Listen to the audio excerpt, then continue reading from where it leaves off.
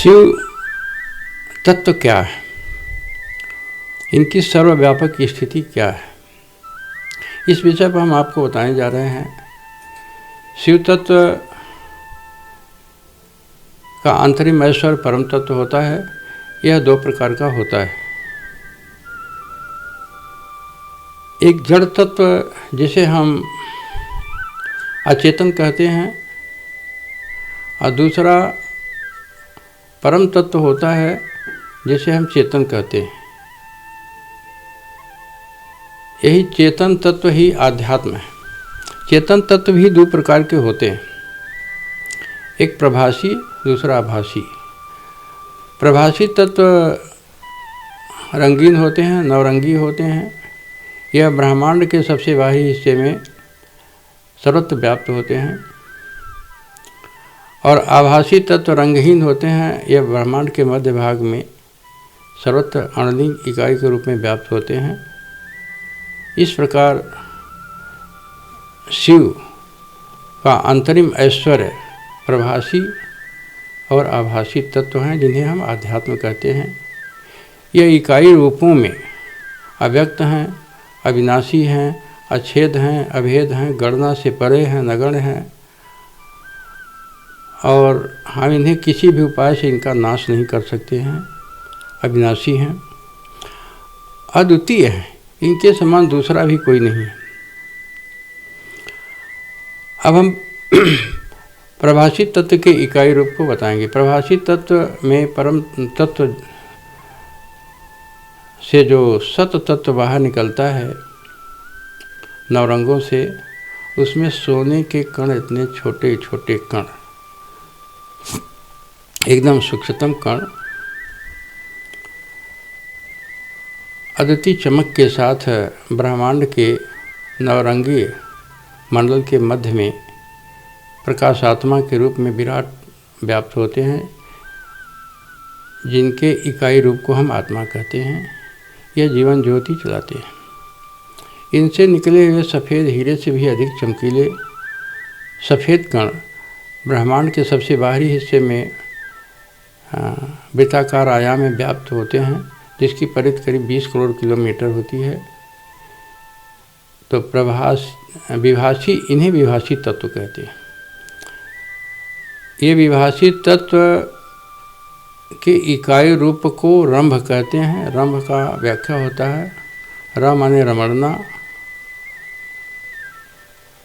अंतरिम ऐश्वर्य में भवतव्यता। ये रंभ जो है हर समय रमणागत में रमणने के कारण यही अंतरिम ऐश्वर्य में भवतव्यता होनी है। और इन समस्त कर्मों के कारक हैं और निवारक भी हैं।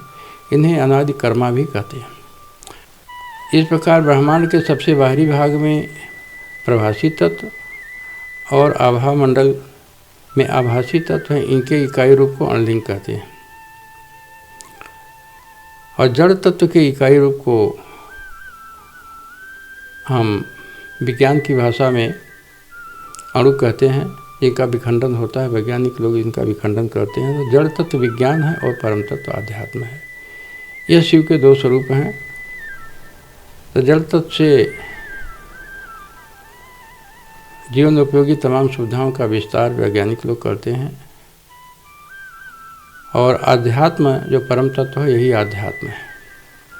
इनकी खोज साधक लोग सत्कर्मों द्वारा करते हैं।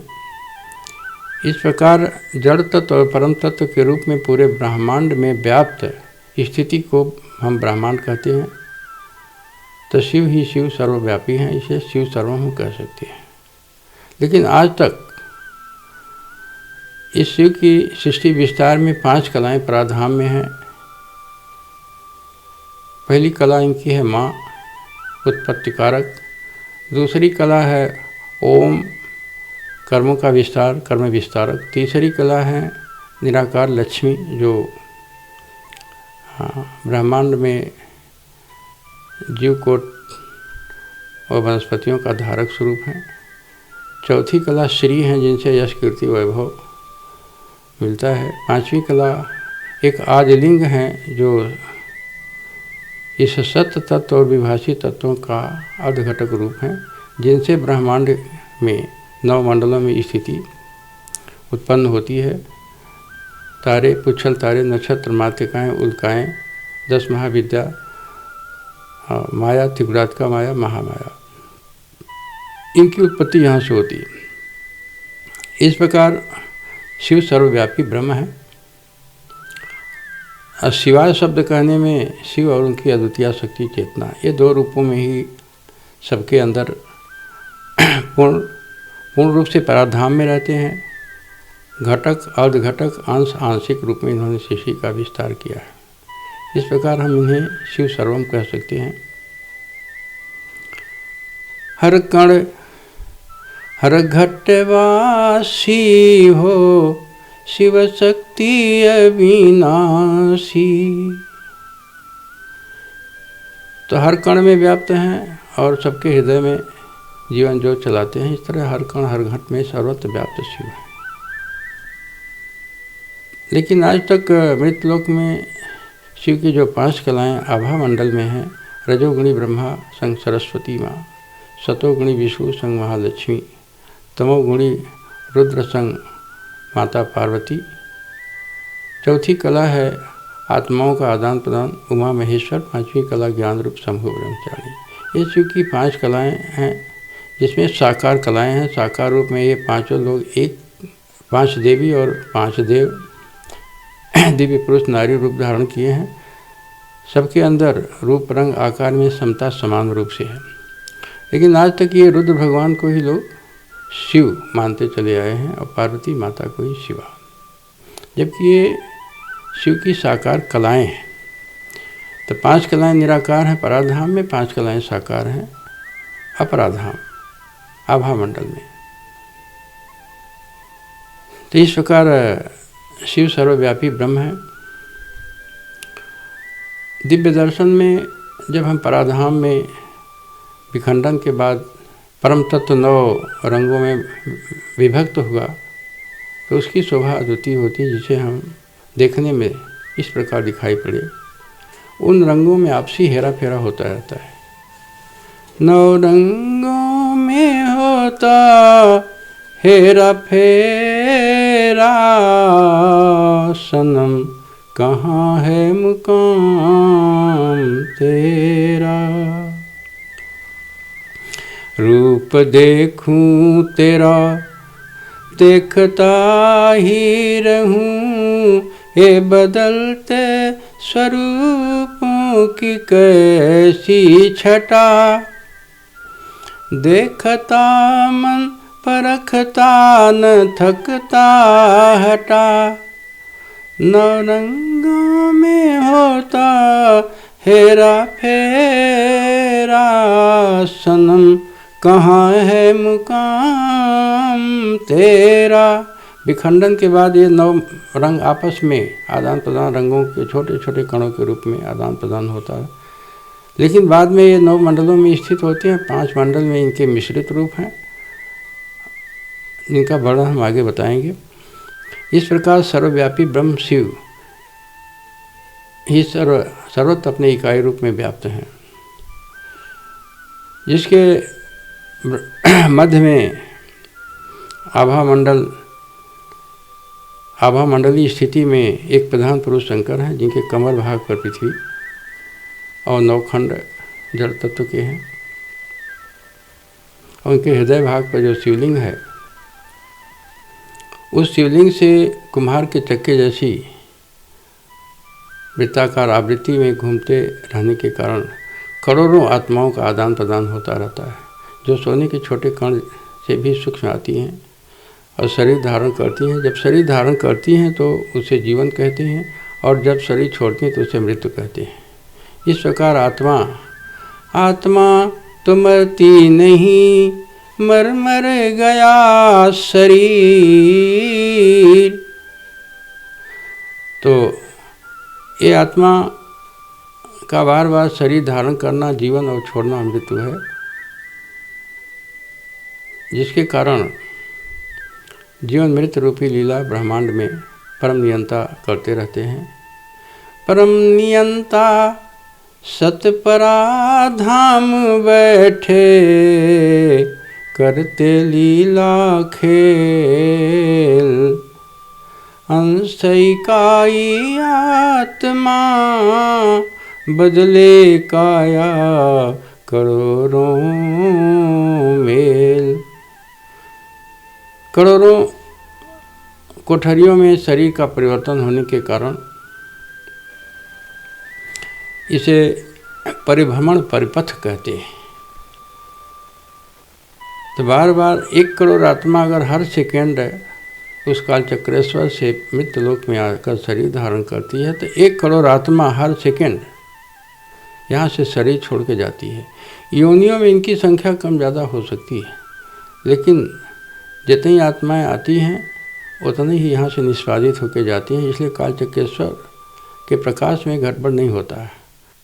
तो ये 5 प्रकार के शिवलिंग हैं जिन्हें हम निष्कल शिवलिंग कहते हैं, जो सत तत्वों और प्रभासी तत्वों के मिश्रित रूप होते हैं।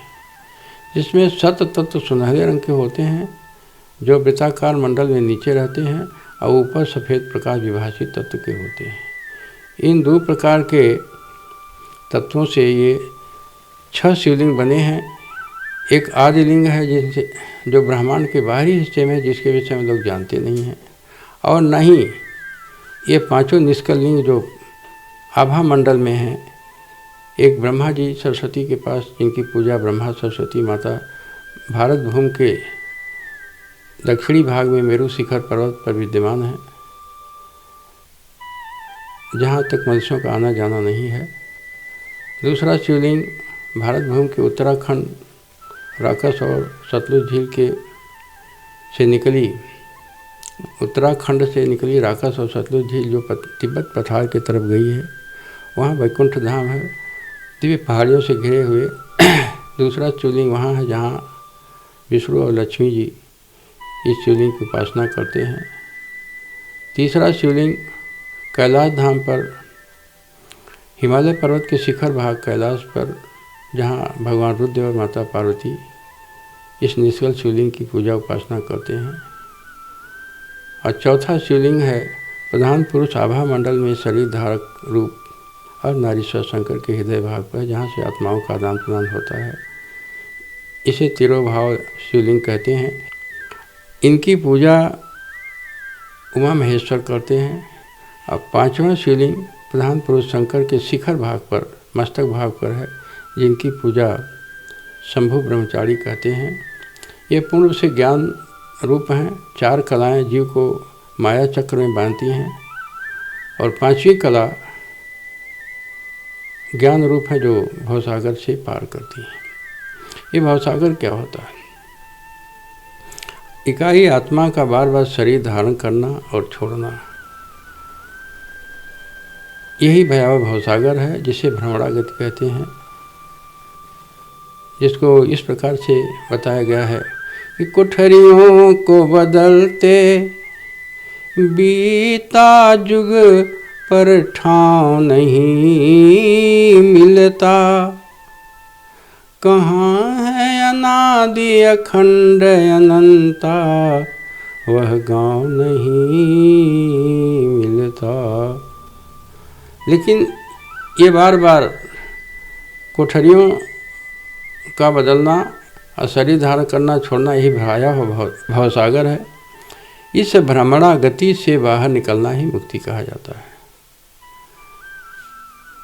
तो विज्ञान जड़ तत्व और परम तत्व आध्यात्म है।